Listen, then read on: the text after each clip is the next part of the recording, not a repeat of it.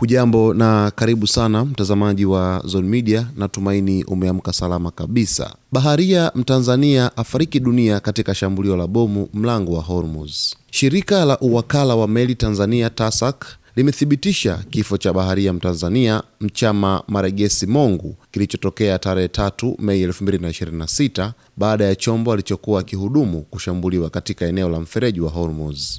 Kwa mujibu wa taarifa rasmi iliyotolewa na TASAC Mei 5, marehemu alikuwa akifanya kazi ndani ya meli ya kuvuta iitwayo Volans inayobeba bendera ya Falme za Kiarabu wakati meli hiyo iliposhambuliwa na bomu ikiwa safarini kutoka UAE kuelekea Oman.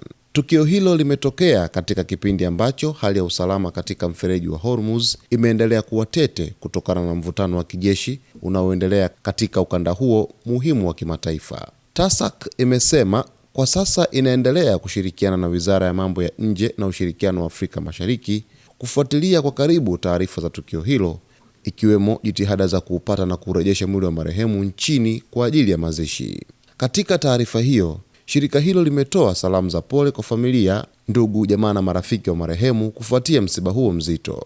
Aidha, TASAC pamoja na Shirika la Bahari Duniani IMO wamekumbusha umuhimu wa kulinda maisha ya mabaharia na kuhakikisha usalama wao hasa katika maeneo yenye migogoro kwa kuzingatia sheria za kimataifa za bahari chini ya mkataba wa UNCLOS. Hii ni taarifa ya simanzi kutoka huko mlango wa bahari wa Hormuz ambapo tarehe 3 Mei 2026 meli iliyokuwa imebeba bendera ya UAE ilishambuliwa na bomu ikiwa safarini kutoka UAE kuelekea nchini Oman katika mlango wa bahari wa Hormuz na kusababisha kifo cha baharia Mtanzania ambaye amefahamika kwa jina la Mchama Maregesi Mongu. Kupitia shirika la uwakala wa meli Tanzania TASAC limethibitisha kifo hicho, lakini pia limeeleza jitihada ambazo wanazifanya ili kuupata na kurejesha mwili wa Mtanzania huyo nchini Tanzania kwa ajili ya taratibu zingine za kupumzisha. Tutazidi kufuatilia kwa karibu kabisa kile ambacho kinaihusu taarifa hii. Kaa karibu na Zone Media wakati wote, ambapo usiache kusubscribe na kuomba, lakini kulike,